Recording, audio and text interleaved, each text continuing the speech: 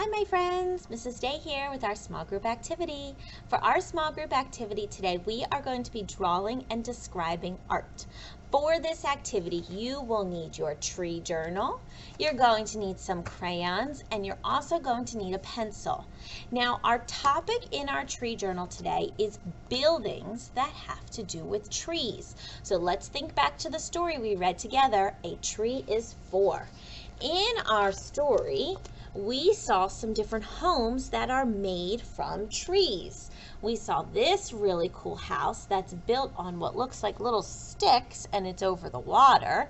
We also saw this round house built with sticks and a thatched roof. We saw, oh, look at this one, a houseboat that's made of bamboo so it floats. We saw a log cabin that's made of pieces of wood. And then we also saw houses that look kind of like the ones we live in right here. The frame of the house is made of wood, or there are wood floors in homes, or wood steps and wood porches in homes. So for our activity today, we are going to think of a house or part of a house that is made of wood, and that's what we're going to draw in our journal. So use some of our ideas from our story as a reference. What type of home are you going to build? Are you going to build a house with sticks below it and it's over the water? Are you going to build a round house or a houseboat or a log cabin? Maybe you're going to build a house with one that looks, or draw a house with one that looks just like yours, the one you live in. Or maybe the house you draw is going to have a great big wooden porch or wooden floors inside. So think about where the wood is in your house or in any type of house, and that's what we're going to draw about today. What type of house is made of wood? So go collect your supplies, and it's time for us to get started.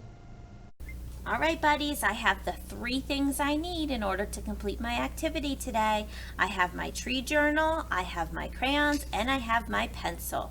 It's time to open up to our next empty page, and we're going to get started. Here is my next empty page. Now, just like we talked about, we are going to draw a house made out of wood.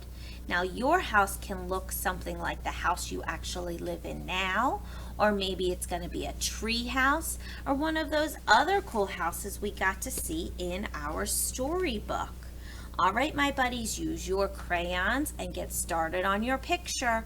When we're all done with our picture, we're going to move to our words. Let's begin. All right, kiddos, here is the house that I drew that came from our storybook.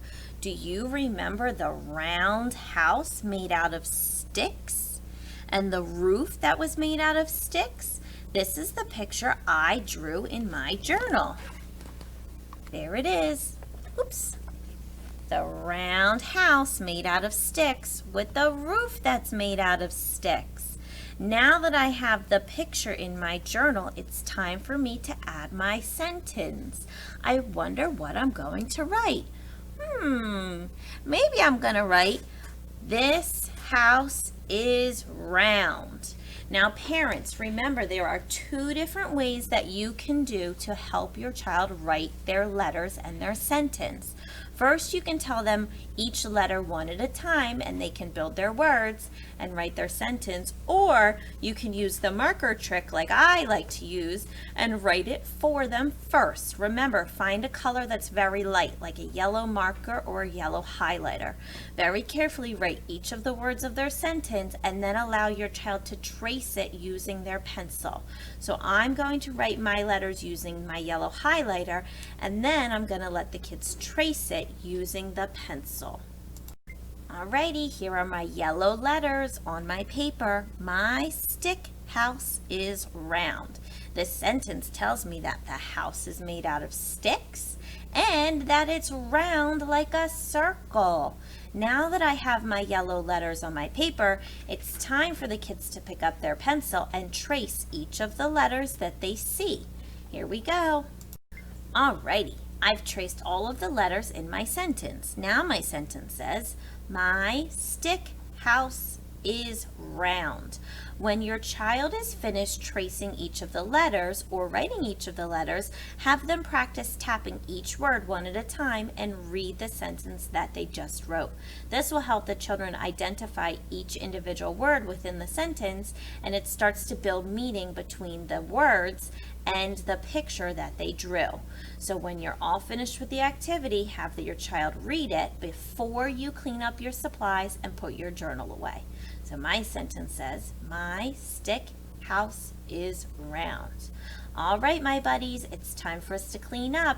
My picture is all finished, my sentence is all done, and I practiced reading my sentence.